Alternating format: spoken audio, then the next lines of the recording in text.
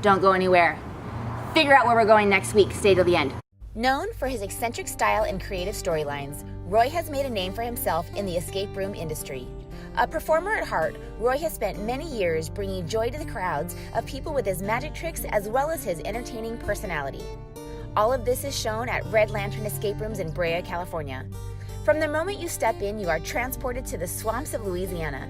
Having a background in writing, his room comes to life with his vivid storytelling and creative puzzles. So let's take a trip to the bayou and see what's in store for us on Find Your Escape. Hi Roy, how are you? Good, how are you doing? I'm very, very good. How did you get to become an escape room owner? Kind of accidentally. I played a room up in LA and I was just blown away by the set and the tech and how immersive it was and the clues, and I want to do this every weekend for the rest of my life. And I said, I think I might try this. And then my brother said, I'd contribute to that. I'd be a co-owner. And then my mother said, I could be a co-owner too. And so then I had more capital and it ended up being much bigger than I could have done on my own. And I learned that my family are all very talented people, because my stepdad is a tech guy and he's done all the programming. My brother he was a senior exec at a company for several years, and so he kind of does the business side of things. My sister-in-law is an SEO genius. She's won awards for search engine optimization. Wow. And my mother keeps us all sane and organizes us and holds us all together, and it's kind of the heart of the operation. So total family business. It's a literal mom and pop operation. So let's jump right into your rooms. Your first game, Midnight on the Bayou, where does that concept for that room come from? When I was a kid, I was in love with Pirates of the Caribbean and the Blue Bayou restaurant that's kind of at the top of that. I loved how it kind of tricked your senses into thinking you were at some kind of cool swamp at night, even though it was 90 degrees. Being able to come out from a hot California day and be in a cool bayou and hear the crickets and see the lights. And so that was kind of the setting I wanted. And the trick was to find a location that kind of lended itself to that. So we needed to find a warehouse that was 2 stories so we could have a large enough space for the night sky. Right. And then once I kind of had the space and the setting that I wanted, I kind of wrote the story to fill in that space. Oh, wow. Okay. So most people write the story first and then look for the location. You found the location, wrote the story to the location. Yeah. So what's the mission of this room?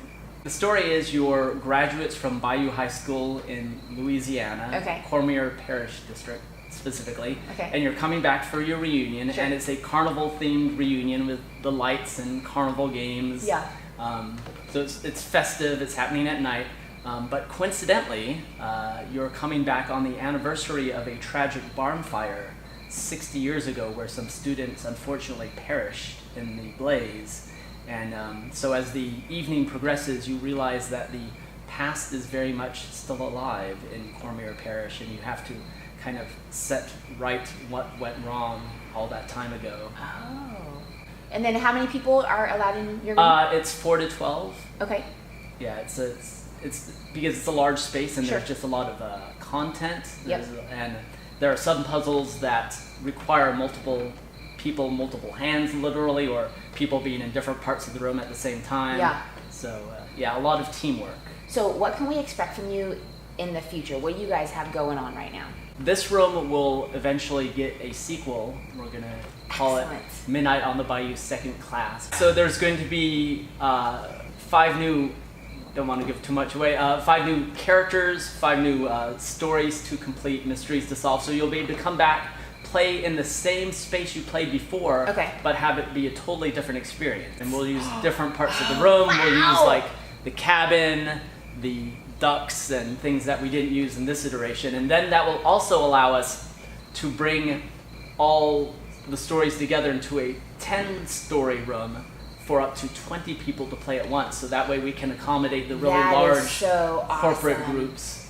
I think it'll be unique in that it'll allow people to play the same room, but it be quite different. So once both rooms are running, they'll be able to choose, do they want, the original or the sequel, depending on what they've played before. So right now, though, we're working on the upstairs portion. We just had some people from Not Scary Farm do the paint on that. It's looking really good, and that is going to be kind of different than a lot of escape rooms in that it will have 2 teams of up to 6 competing against each other in real time. You'll be graduate students from Miskatonic University, which will mean something to some people. Sure, yep. And you're coming back to your professor's family estate in the South to find out how he died mysteriously, and he would have only trusted you to follow in his footsteps and figure out what happened to him. And once the teams of graduate students, investigators get there, they'll realize that there's something horrible going on, and only one team is going to make it out alive. And there will be the regular, very much story-driven set of puzzles and clues as you solve this mystery, but then there will be these bonus puzzles that let you sabotage the other team. And that room will also be language selectable. You'll be able to come in, just point to a language like Vietnamese, Dutch, I'm not sure which languages we'll actually have on a board, and then we'll be able to do something behind the desk that will convert the entire game into that language. All video will be subtitled in that language. All text will be written in that language. You don't want language to be a barrier to enjoying the room. That's excellent. So what was your main goal when you opened this escape room? What did you want the outcome to be? What did you want people to experience? Well, obviously I want people to have a good time. Yeah. But I also wanted a room that was story driven and really immersive, that was like being inside a book or a movie. I wanted it not just to be a series of random puzzles. I wanted the puzzles to very much support the story and contribute it rather than being separate from it. I want people to come in and be challenged by some really creative puzzles, but I also want them to kind of progress through story and get to know certain characters and kind of be rooting for these characters as the story goes along. Yeah. So you mentioned 11-year-old birthday parties. Yeah. What other special events do you guys hold here? Oh. What are you capable of holding? Well, since we're one of the larger escape rooms, right. Up to 12 people, sure. And we can kind of fudge and go up to 13 we have in the past. We do a lot of corporate events, a lot of team building. It allows people to get their entire company through in 1 or 2 rounds. Games instead of people having to play different games or just getting a few through at once. Lots of birthday parties, graduation celebrations, bar mitzvahs. We are planning currently to offer a package that will include a half-hour magic show before the room, and then the room, and then a pairing with a restaurant, so offering a discount at a restaurant for afterwards, like Farrell's. So this would be more geared towards the kids. Of course.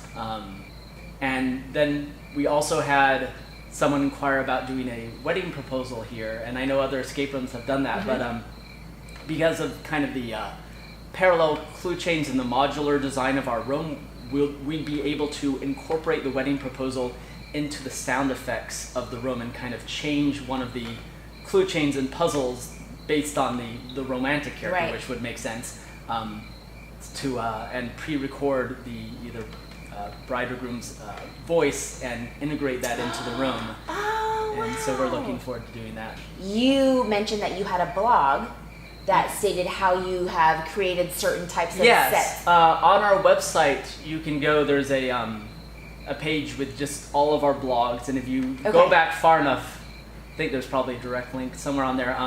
We have a blog that chronicled our build from start to finish, from location scouting to working with the city, but a lot of it's kind of funny and that we're learning from our mistakes. Like these trees we had to build off-site in Santa Ana, and then we had to shove in the back of one of our cars and try to drive to Brea without it falling out, and we could only go like 10 miles per hour. So we had to tell our phone map where you could go that's only 10 miles per hour, and we saw some beautiful parts of Fullerton and Brea that I didn't know existed. But that was challenging. That is not only we hope entertaining, but also people who are thinking of opening an escape room might find it useful, see what mistakes we made so they don't make them themselves. And for our second room, we're going to chronicle that again, start to finish, all the challenges of creating a room. Famous last words.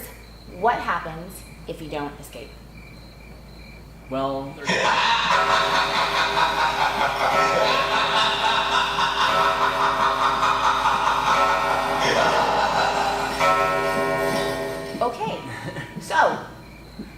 answers that. Roy, thank you so much for having me. I had a blast. If they want to book you or call you, can you please tell us how to call, how to book your room? You can call us at 714-232-8698 or visit us at www.redlanternescaperooms.com. That's rooms with an S. Guys, thank you so much. We'll see you next time.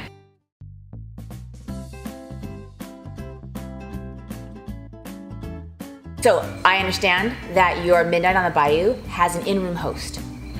Will you please tell me what character that is and kind of how that happens? Excellent. We have a couple different hosts. My brother plays Bobby, the bartender, who's a little bit on the clueless side. It's a hilarious character. My brother is a natural comedian. I do the Maximilian, the Marvelous Magician Extraordinaire. I got that from a list of worst magician names ever. Sorry, Max, wherever you are. So I do kind of the, frightened, clueless magician, kind of a Barney Fife character. Love it. And so... Can we see some of that? Yeah, and I've also incorporated magic into the room. There's actually magic, so even my brother doing the bartender character, he does a little bit of magic too. Wow, yay! So there's you get a little magic performed for you while you're doing the room. This is not the trick we do in the room. That's okay, I love magic, so I'm ready. This is a little bit of a mind reading trick. So I've got a deck of cards here. Okay. And I need you to think of a card, not like a joker, a legit card, number and suit. Okay. You got it? Oh, I would think of it now. Yeah, think of it now. And just so I know you don't like change your mind on me or switch cards, can you tell Michelle your card? I just changed it right now, which is good. I'm not listening. Okay. Okay. I'm ready. So now what I need you to do is I need you to both think of the card. Okay. Because someone is going to have it tell, and they're going. Okay, I think I got it. Okay. So I'm going to take your card. Okay. Your card is now sitting right here. So on the count of 3, okay. I'm going to reveal your card, the top card, to everyone. You're going to say on the count of 3 the name of your card out loud. Okay. It's going to match the reveal, and everyone will be amazed. Okay. I hope. So on the count of 3, say the name of your card out loud. Ready? 1, 2, 3. Jack of diamonds. Ace of spades. That was wrong. Wasn't even close. Hang on, let me try it again. It was the ace of spades, but now, through the power of magic, it becomes the jack. It's still totally the ace, isn't it? Jack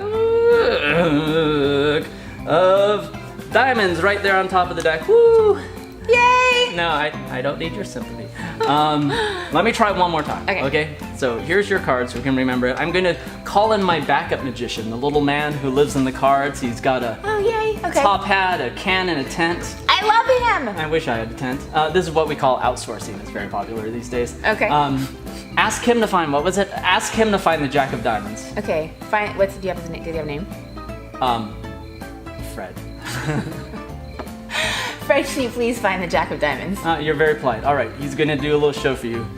Make sure the viewers at home can see him. So, he's getting into the cannon.